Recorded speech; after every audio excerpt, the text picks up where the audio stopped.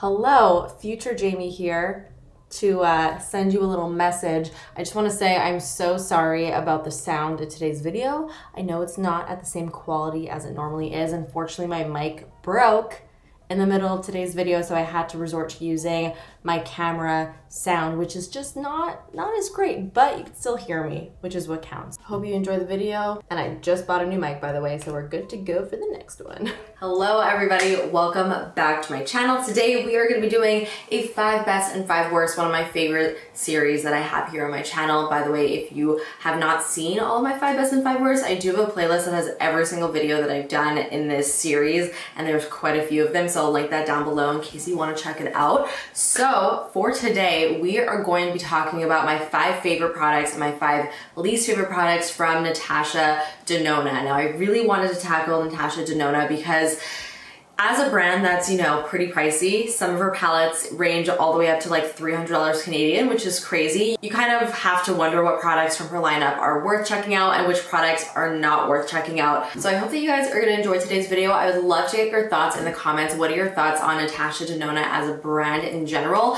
Let me know some of your favorite products and let me know some of your least favorite products. I would love to get all of your recommendations and just thoughts down below in the comments. Of course, also give this video a big thumbs up if you enjoy the 5 best and 5 worst series, and subscribe if you want to see me more. Join the fam. Hit that button. Alright guys, so without further ado, let's get right into it. So we are first going to start off with my 5 favorites. So when it comes to price your eyeshadow palettes, you could kind of look at it in 2 different ways. Either you want to spend that money on an eyeshadow palette that you know you're going to get a lot of use out of, and normally palettes like that are neutral palettes, but then you got to ask yourself, okay, how many neutral palettes do I need in my collection, and do I need this one really expensive one? So you can look at it like that, or you can look at it in the sense where you want to spend your money on a palette that's a little bit more unique, that has, you know, some different and fun colors that you can't really find anywhere else in your collection. For me personally, I would rather spend my money on a palette that I know I'm going to get the best bang for my buck. So a palette that I can really get some use out of every day is something that I would definitely be more willing to spend my money on than a really unique, colorful, or cool palette that I will only be using kind of once in a while. So with all that being said, that is why I feel like the Natasha Denona Viva palette, which is her neutral palette, is probably my favorite palette, not only from the brand,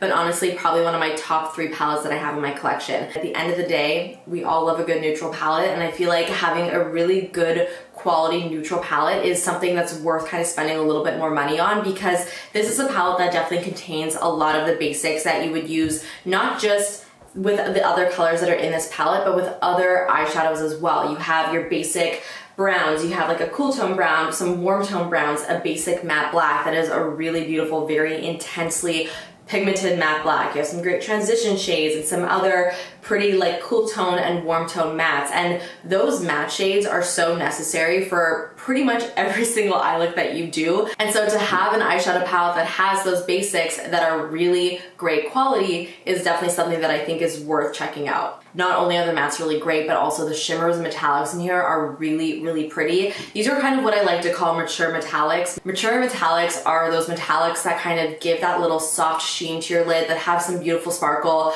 but that are still really appropriate for day to day. I also feel like there's no space wasted in this palette. Every single shade in here really does have a purpose. Besides the actual eyeshadows, I also really like the packaging. I like that it's a hard case, so it keeps it nice and protected, and it has a really great large mirror in here that does stay up on its own. So if you're using this to apply your makeup, you could easily like set this down on your vanity, adjust the mirror, and do your whole entire makeup look with using this mirror, which is honestly like an overlooked quality of an eyeshadow palette. I feel like it's really important to have something like that. If you could get one thing from the brand, it would be this. No questions asked. So now moving on to number 2, got another eyeshadow palette here. This is one of her 5-pan eyeshadow palettes, and this is the Camel palette. I feel like this is kind of underrated. I never really heard too many people talk about this particular palette, and I think it's so great. If you kind of want to get a taste of the Natasha Denona eyeshadows, but you don't want to shell out the big bucks for one of the larger palettes, I think trying out one of the 5-pan eyeshadow palettes is a really great way to kind of test the waters before you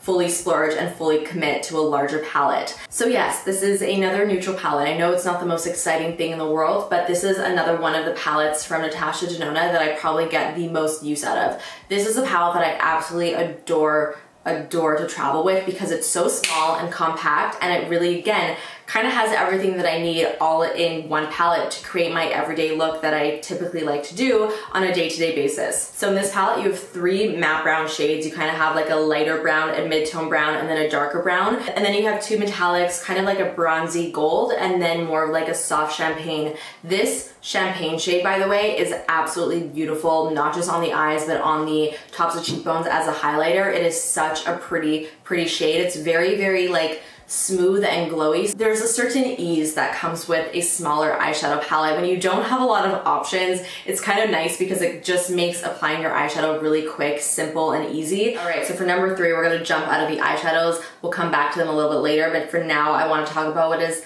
on my lips currently because it's actually one of the newer releases from Natasha Denona, and it is the new nude lip collection called the I Need a Nude Lipstick Collection. This was probably one of my favorite lipstick collections that have ever been released, only because it's just a collection of nudes, which is the greatest thing ever because who doesn't love a good nude lip? I feel like this collection also has really something for everybody. There are 18 different shades in 4 different undertones. There's pinks, beiges, neutral pinks, and then neutral beiges. So obviously depending on your skin tone and your undertone and what you prefer, you're definitely gonna be able to find something that kind of suits you. So let's talk about the formula. So the formula is definitely more on the matte side. It's definitely not like a super glossy or sheeny type of lip product, but it's matte without being drying or cracky whatsoever. Like when you apply it to your lips, it feels very, very, very creamy and almost a little bit moisturizing. Besides the finish, the pigment on these lipsticks are beautiful. It is like a one swipe, one stop shop. You could just swipe it on your lips and you get full pigment right away. It's not like a buildable formula. I also find these to be very long wearing because they are more on the matte side. They're not gonna like slip and slide all around your mouth as you're wearing it or as you're talking. They're really gonna stay in place. So I have 3 of the shades here that are my favorites and I wanted to mention them to you guys. I'm actually wearing 2 of them on my lips right now. So the first one on like the majority of my lip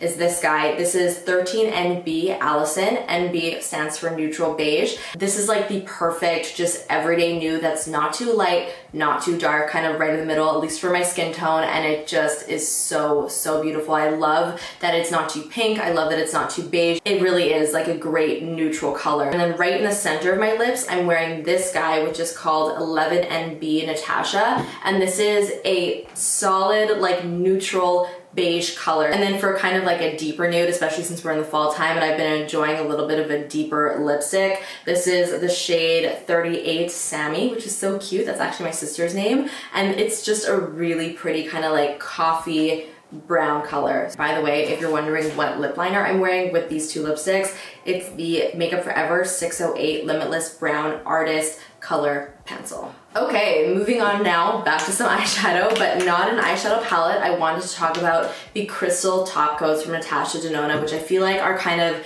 hidden gems within the brand. This is another product that I feel like not a ton of people talk about and more people should because it's such a beautiful, beautiful eyeshadow. So these eyeshadow toppers are probably some of my favorite types of eyeshadows to wear, especially if I'm feeling a little bit lazy, but I want my eyeshadow to have a big impact. What I'll typically do is I'll take like one eyeshadow, just a normal powder eyeshadow, put it all over my lid, blend it out, and then I'll take one of these crystal top coats and tap it all over my lid, and it will just add the most beautiful veil of shimmer and sparkle. Now, I do want to say, if you're familiar with the Hourglass Scattered Light eye toppers, these are a little bit different. These are definitely way more on the sheer side. Like when you apply them, they don't have quite as much color payoff as like the Hourglass ones do. So you kind of got to know what you're going to get with these, okay? You're not going to get something that's really intensely pigmented, that's like super metallic and crazy like the Hourglass ones are, because those are beautiful and gorgeous, but they're not quite the same thing. These, like I said, I'm repeating myself, but they're super sheer. So they're really best used as a topper on top of like an already existing eyeshadow that's on your lid. So I have 2 favorite shades. The first one is the Crystal Top Coat in Nude, and this is, like the name says, it's a nude color. It's pretty much like a champagne. This is probably one of my most used. I actually love wearing this color day to day, just kind of glossed over my whole entire lid and not even really putting anything else underneath necessarily, and it just gives my lids like a really pretty sparkly effect without being too crazy. And then my number 2 favorite is this cool tone guy. This is gray brown, and it's pretty much like gray brown. They really do a great job describing what these colors are in the name. And again, this is really pretty, especially for a smoky eye. Oh my God. Guys, if you want like an editorial smoky eye look, please just put this all over the lid on top of like a gray eyeshadow or a black eyeshadow, and you are going to look like you just walked out of Vogue. Okay? Okay. Thank you so much for coming to my TED Talk. So for my second larger palette that I want to include in today's video, I kind of wanted to go down the other road. You know, we went down the first road of picking up a palette that was neutral, that you're gonna get a lot of use out of. Now I wanted to go down the road of picking a palette that is a little bit more unique, that maybe you're not gonna use every single day, but it's a palette that you will still get use out of, but the colors that are in here are not necessarily colors you're gonna find absolutely everywhere else. And that for me is definitely the Lila palette, or Lila palette. I'm still not sure how to say this. This is basically a purpley, pink toned themed palette. And being that purple is such a universally flattering color, I really want to include specifically this palette because I feel like this is a palette that will work for so many different people. And what Natasha Denona does really well in her eyeshadows is a lot of her metallics are really multi-dimensional. So while they'll look like one color in the pan, when you actually put them on your eye or when you swatch them, you can see that they have like kind of a different color shift to them. So this looks like a pretty basic kind of metallic pink in the pan, but once you actually apply it, this color is so multi-dimensional. It almost flips to like 3 or 4 different shades. When you look at it at different angles, it looks a little bit bronze, then it looks pink, then it looks red, then it looks purple. And these are the types of shades that just make your eye look so cool, you know? And the mattes in here are also equally as amazing. I'm gonna swatch this guy over here, probably one of my favorite shades in the palette. Look at how pigmented, and not just pigmented, but evenly that just swatched on the back of my hand. I'm actually gonna take a brush, I'm gonna show you a little brush swatch. The one thing I will say negative with these eyeshadows is that they do apply a little bit powdery because there's so much pigment to them. There's definitely a little bit of powder kickback, so you kind of got to be careful. But that is applied right there with a brush, and you can see it looks pretty much just as intense and opaque as when I just applied it with my finger. Love this. So now that we have gone through all of my 5 favorite products from Natasha Denona, it is time to move on to my 5 least favorite products. Now I tried my best to find 5 products, but unfortunately, I just couldn't come up with 5 and I came up with 4. This happens every once in a while with my 5 best and 5 worst. Sometimes I can't make the full 5, which is always so frustrating. So I'm sorry about that, but I'm not just gonna say a product just to say it. I do have 4 for you guys though, so it's better than nothing, okay? So I actually have 2 face products or base products here that really just did not work out for me from the brand. So the first one that I want to talk about is the concealer. This is the Transfix Matte Concealer. Now when I say I tried to make this work, I tried to make this work for such a long time. I wore this almost every single day for like a month, just trying to figure out why this concealer wouldn't work for me. I don't know why I honestly gave so much time to this product, because normally if something doesn't work for me, I kind of just move on from it. But I kept this in my everyday vanity for quite some time, and I tried to make it work over and over and over again. And every single time I would wear it, I would just be so disappointed